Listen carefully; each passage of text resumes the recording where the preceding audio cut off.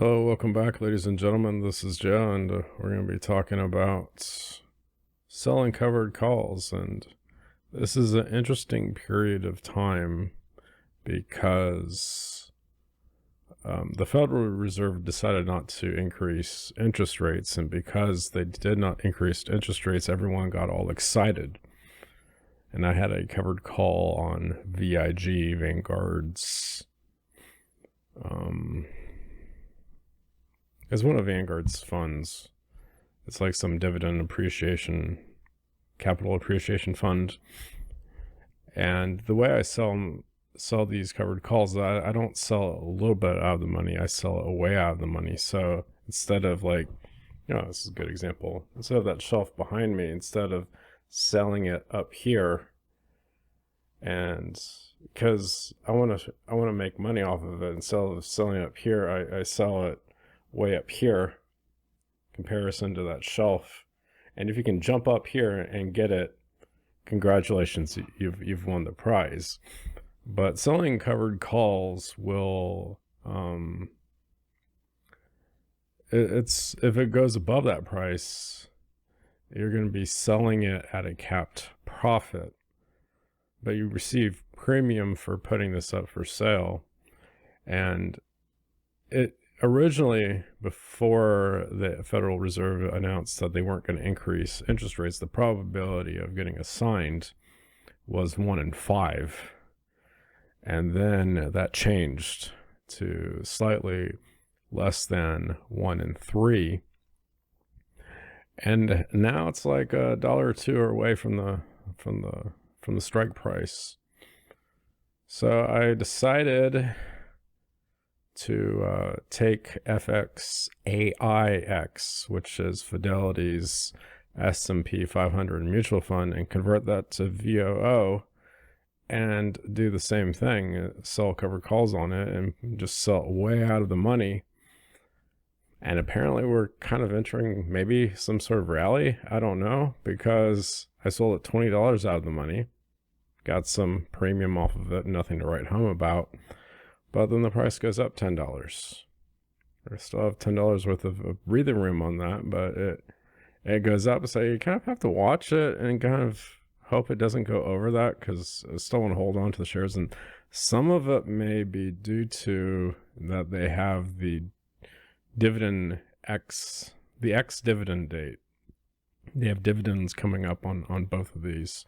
So I have a feeling people are coming in, collecting the dividend. The price of the ETF will go down by like $1 or whatever the dividend is. And maybe people will sell out of it and move to something else. Or just may keep going up and I just get assigned eventually. And unlike mutual funds, it's something you kind of have to keep your eye on. Whereas with mutual funds, you're like, yeah, it goes up and down. I really don't care, but it's kind of nice to try to collect additional income out of it by selling covered calls. It's like you're trying to guess where the top of the wave is, and I really don't know. And I'll really put the strike price way out there. It's like, but if you put it way out there, you're not gonna collect as much premium or income from it. But the likelihood of assignment is decreased. But now, I'm kind of curious with like VIG, for example. And I'm going into my Fidelity account to do this, because if I show it on the screen, I've got to like blank out all these numbers, and I don't want to have to deal with it. But I gotta sign in again.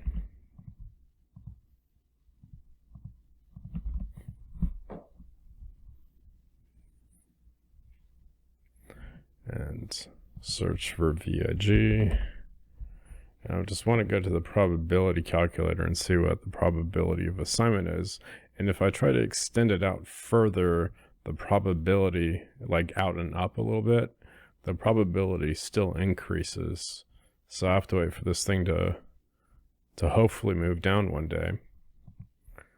So right now it's at 162.43. And if I do the target date, it's going to expire July 21st. So I'm hoping theta eats away at the value of this contract. But my target price is 164. So I have, it's still a 39% chance of assignment, which is 4 out of 10 or 2 out of 5% chance. So hopefully it will go back down.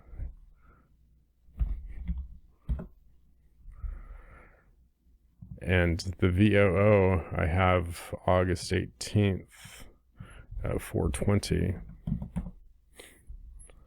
So it's a 28% chance of assignment. So it's still low, but I don't want to kick it out, because if I do, and I just bump it up a little bit, the probability, according to the probability calculator, which again is just like trying to, I guess with chicken bones or something like that, it's still going to not work out in my favor. And ideally I sell them, and then as theta eats away at it, I buy it back at a very cheap price, and before it expires, I just sell it out in time again, or wait for the next wave. But yeah, I switched out of FXAIX and put it into VOO so I can run options on it, because with mutual funds I can't do covered calls on mutual funds. And it's very tempting too, because I have VOO in M1 Finance and I can't run options in M1 Finance. So it's really, really tempting to also run covered calls on that and transferred fidelity. But I don't want to do that, because what happens if I need the money and it's tied up in this options contract, and I don't want to deal with buying it back at a more expensive price. And another thing is that doing the whole switcheroo in taxable accounts doesn't help with the tax situation, because now I get hit with long-term capital gains, and this options trading is creating short-term tax events too. So Uncle Sam will want his fair share. That's it for this video, and of course, thanks for watching.